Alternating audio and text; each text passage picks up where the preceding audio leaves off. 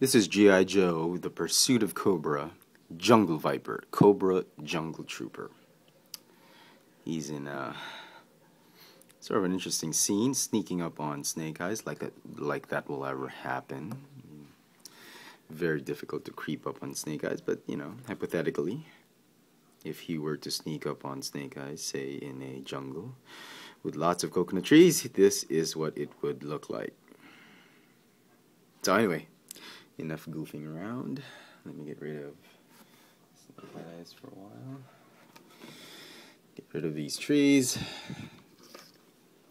Right. And here is the figure. Here is the packaging. G.I. Joe Jungle Viper. Very cool.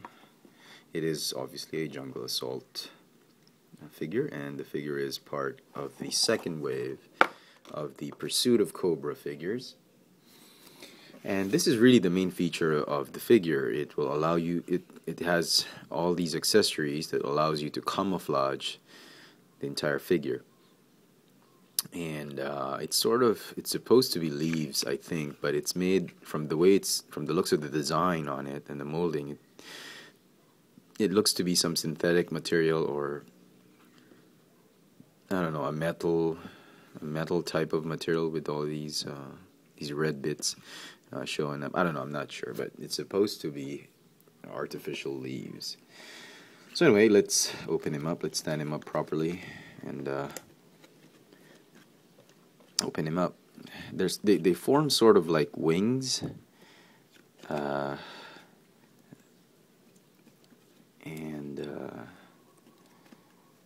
they're all on ball-jointed hinges, or ball joints. The backpack is removable, as you can see, and it has all these ball-jointed stuff.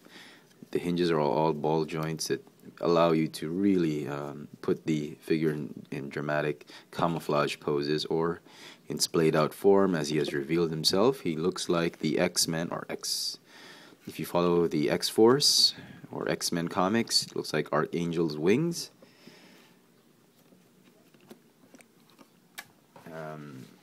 And also on his forearms, he's got some bits of this artificial camouflage material on ball joints as well. This one is a little bit tight on mine. The backpack is a little bit loose on my figure. I'm not sure if on your figure it's loose, but it's a little bit loose on mine. So there. He also comes with, what else is he? Let me just take off this backpack for now so we can appreciate the figure. He comes with this swiveling visor that has a scope, and I can understand why it needs to be long, because when he's got all this camouflage in, the length is just enough for it to extend beyond the camouflage, so that's fine. The only gripe I have about this, it's the rubbery plastic is so loose. I've been trying to tighten it. I don't want to use that hot water, cold water thing, but I've been trying to tighten it, and sometimes it works, sometimes it doesn't. But on my figure, it's a little bit loose, but I'm sure on your figure it's going to be tight. Alright, so he's got a unique head sculpt because he doesn't have any pupils. It's just all white.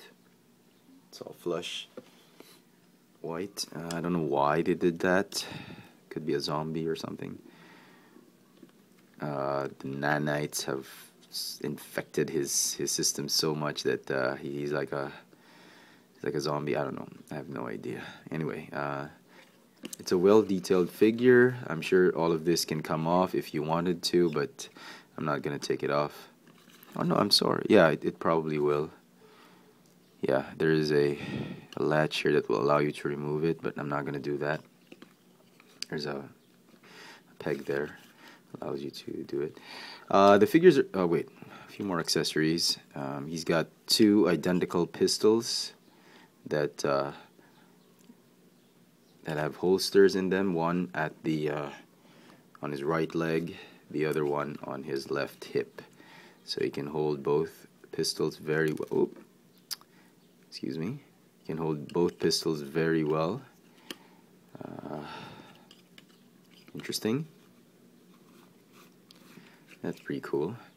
And what's nice about this figure is that he doesn't have too many guns. A lot of guns is nice, but the new Pursuit of Cobra figures, some of them have just so much guns that I don't even know if they can actually use all of them in battle.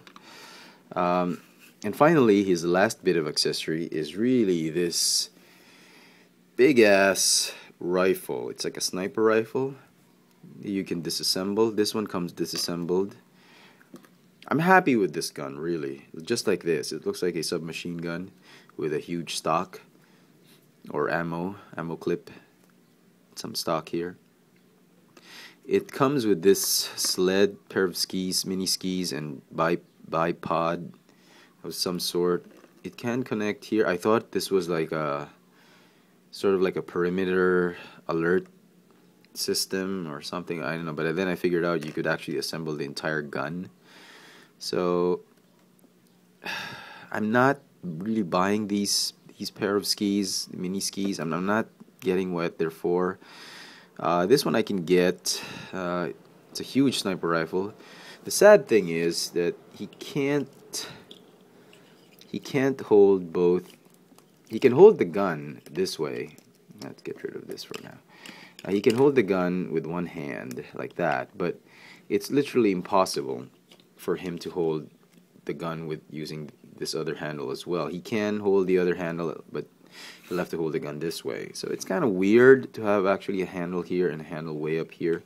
Maybe they could have moved this a little bit closer here, but I'm not sure. That would ruin the design of the gun. So anyway, let's just have him hold it with one hand like that. And that's a big-ass gun. It's a very long gun. And coupled with this bipod stand with skis, it's really a huge gun. It's something like one of the characters of that movie Wanted would use. They want to shoot somebody like miles away. I could do it this way. So there. Anyway, so that's that. I'll put it there. Articulation for the figure is exactly the same as any G.I. Joe figure, except for the wrists. If you're a big Star Wars fan, you will recognize this wrist articulation. It's on ball hinges, therefore it can swivel and move up and down on a hinge. For the right hand moves up and down, while the left hand, if you remember your Clone Wars Clone Trooper figure before they cut costs, the left hand would hinge sidewards, while the right hand hinges upwards and downwards. So that's very interesting. A little bit of articulation. Apparently Hasbro wasn't worried about the cost implications for this figure. He's got a ton of accessory, well, not a ton of accessories, but some significant amount of accessories, and they've managed to increase articulation. By the way, he's got some of these bars on his forearms. I'm sure you can clip something on it if you have a weapon that has a clip on it. I don't have a weapon with me now that has a clip on it. I haven't opened up some of my other Pursuit of Cobra figures. I'm sure that there's one figure that has a weapon with a clip system that can probably clip on here. So that's that. That's the figure. It's a very nice figure. It's really for G.I. Joe fans. I mean, if you're not a big fan of the movie G.I. Joe, then this is probably not something for you. If you're a big fan of G.I. Joe, especially the movie, and this is sort of like a, I think this is a figure that crosses some boundaries between 25th anniversary and the movie. I don't know, that's just me, but I think it does. This is a wonderful figure to get. If you see it on the shelves, then you're probably very lucky to do so, and I suggest you pick it up, because this figure is very hard to come by.